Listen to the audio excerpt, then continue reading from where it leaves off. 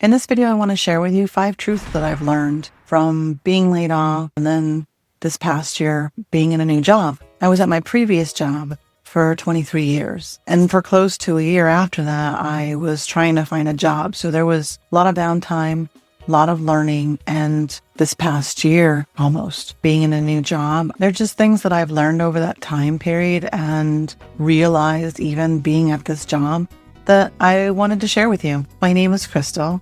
Let's talk about these 5 truths that I've learned at this job. Truth number 1 is culture shock is real. Going to a new job in any situation, even post-layoff, is kind of the same thing. It's like your first day of school. Am I wearing the right outfits? Who am I going to meet? Will I like them? Will they like me? Where are we sitting at lunch? The first day I did go in the office and had an HR onboarding, the same stuff at any of my previous jobs, just with different logos. And I was thinking even then, I'm hearing you, I get it, but it's a job. Our contract is, I give you a certain amount of hours and perform accordingly, and you pay me.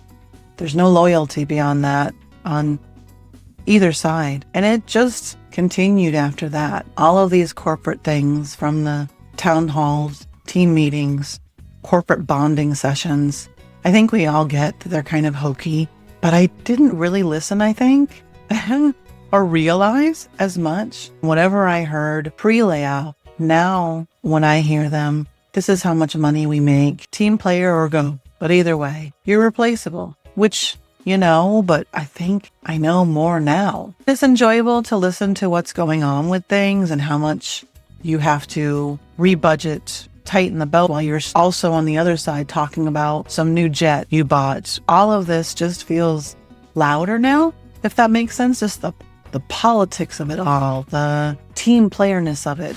Truth number 2, what I've learned is overtime is not equal to corporate loyalty. I was one of those overachieving team players. I always thought if I get in there a little bit early, if I need to stay late, I'm there, I can help.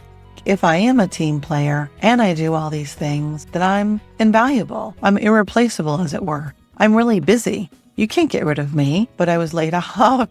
We're all replaceable. The corporation, they're there to make money. They don't give a crap who you are. They don't even know who you are, really. You're just a number. You're what my boss used to say was a bunch of paper dolls. We used to joke about too many things with layoffs, but he used to joke that upper management didn't know who people were. So it was really down to creating a bunch of paper dolls and then just cutting them. And then whichever ones fall, those were getting cut. So that time I was cut. But working overtime, being a team player, that crappy statement was just corporate speak to try and guilt you into giving them more free time, because that's what it is.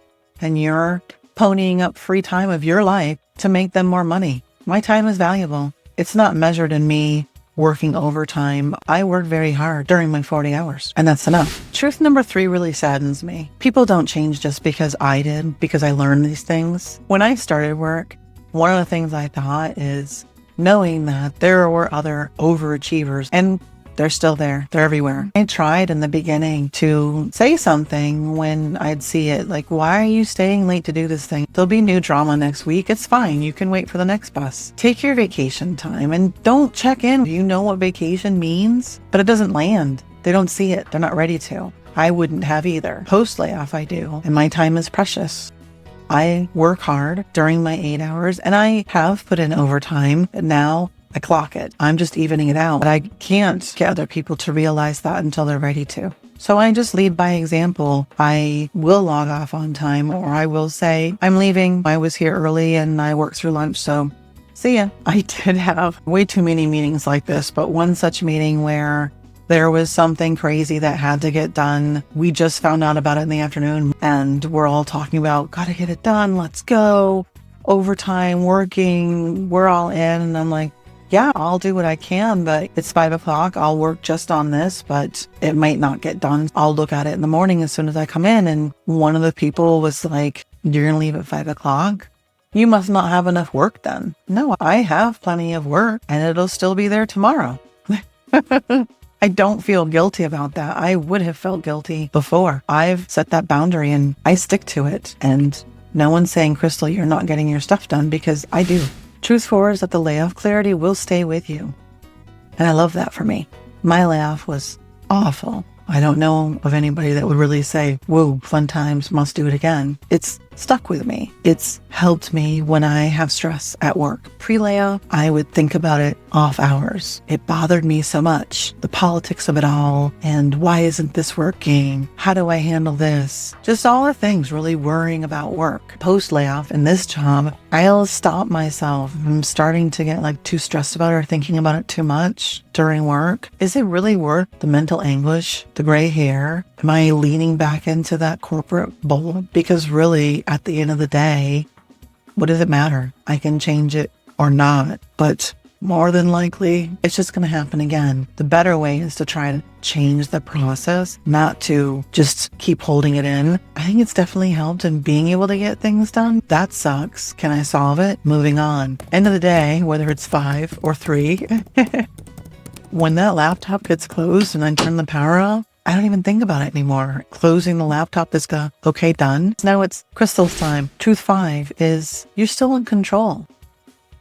When you go back to work, it can feel like you're back under the corporate thumb. I realized that I have choices. I have control over how I place myself in these situations. I give you 40 hours of good work. You pay me. That's where we draw the line. From what I lived with in the layoff, or from what I've realized during that time of trying to find a job, it could end. It is just a job.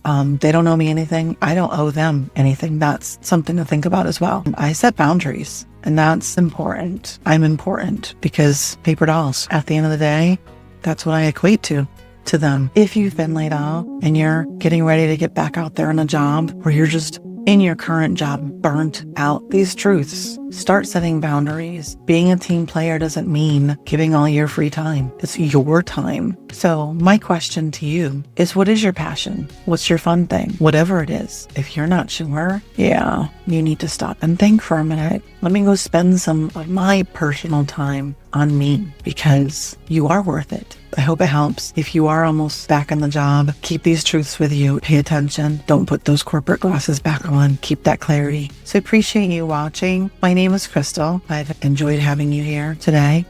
You guys are a great bunch, and I hope you come back.